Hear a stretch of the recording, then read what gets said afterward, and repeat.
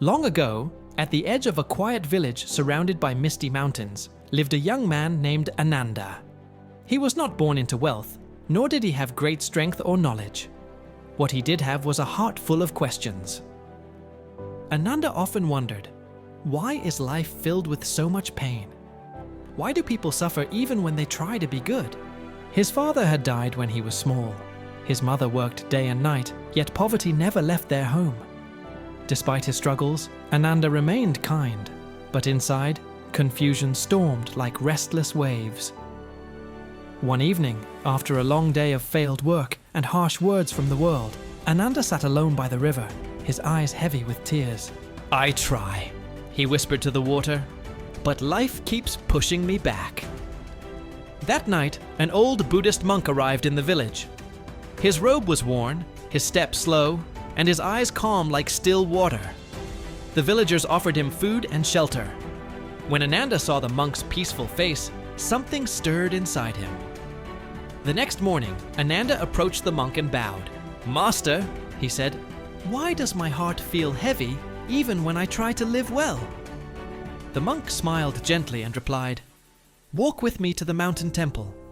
Your answer is waiting on the way." The path to the temple was steep and long.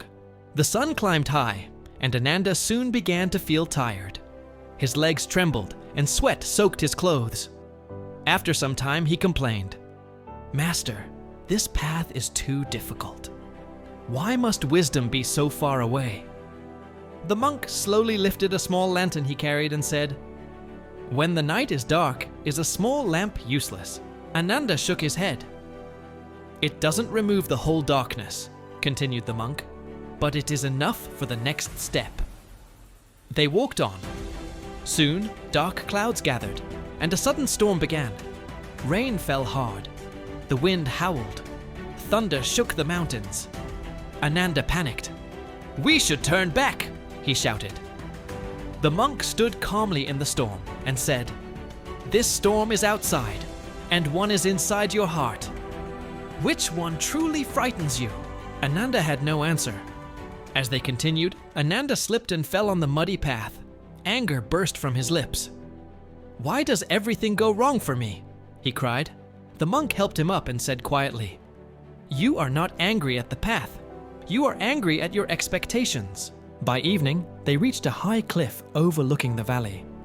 The storm had passed, the sky cleared, and thousands of stars filled the darkness. The monk placed the lantern down between them. "Sit," he said.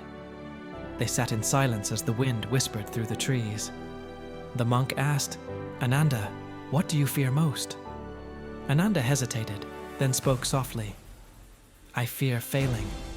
I fear being poor forever. I fear being forgotten." The monk nodded. "Your suffering," he said, "does not come from pain alone.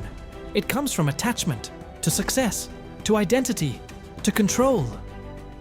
He picked up a handful of sand and let it slowly fall.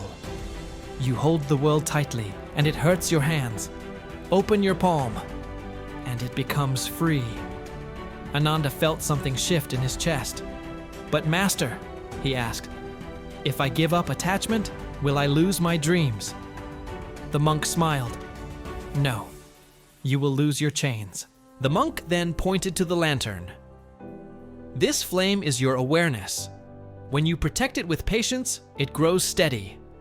When you expose it to anger, desire, and fear, it flickers and suffers." Ananda looked into the small flame.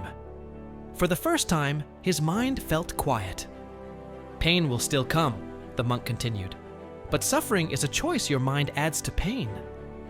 Tears rolled down Ananda's cheeks, not from sadness, but from understanding. The next morning, Ananda walked back alone. But something was different. The village was the same. His home was the same. His poverty was the same. But his mind was not. When people spoke harshly, he listened without burning. When failure met him, he bowed and rose again without hatred. When fear whispered in the night, he returned to his breath. Months passed. Ananda began helping others without expecting reward. Slowly, opportunities appeared, not because the world changed, but because he did. Years later, villagers noticed something remarkable.